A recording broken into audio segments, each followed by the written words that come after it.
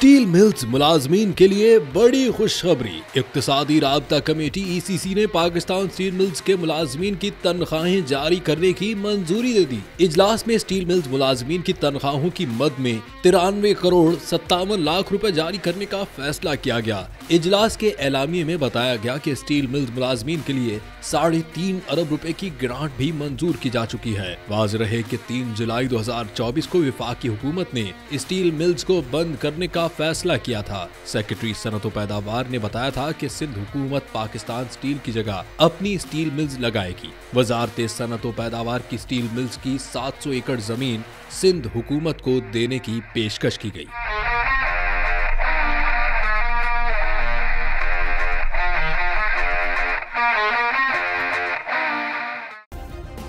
Subscribe करें और bell दबाएं ताकि कोई खबर रह न जाए।